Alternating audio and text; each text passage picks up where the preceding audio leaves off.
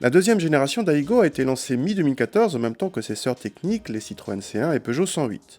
Depuis la disparition de l'IQ du catalogue Toyota, l'Aigo constitue désormais et au passage l'entrée de gamme de la marque.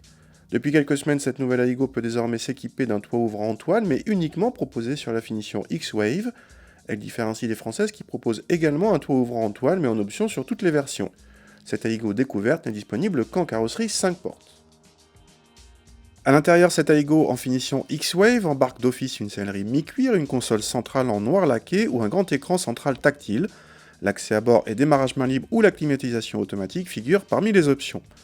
Mais la nouveauté vient bien sûr du toit en toile coulissant qui s'ouvre sur presque toute la longueur de l'habitacle. Bonne nouvelle, cette manœuvre peut s'effectuer à n'importe quelle allure. Mauvaise nouvelle, ce toit en toile réduit la garde au toit aux places arrière, déjà en mal d'habitabilité à l'origine. Les grands ne sont pas les bienvenus.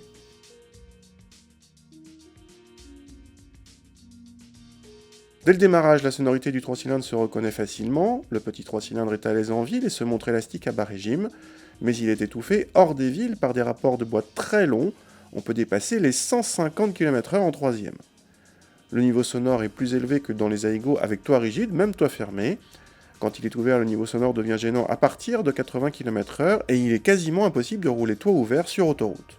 Pour le reste, cette Aigo a fait de beaux progrès en confort par rapport à sa devancière en termes de châssis.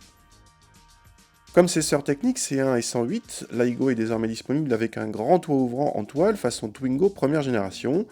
Là où chez les petites françaises, le toit en toile est disponible en option à 1200 €, quelle que soit la motorisation, le nombre de portes est sur presque toutes les finitions.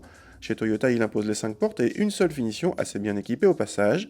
Un manque de choix qui risque d'en contrarier certains, même si en contrepartie, à équipement équivalent, cette Aigo est la moins chère du triptyque et la seule à être garantie 3 ans.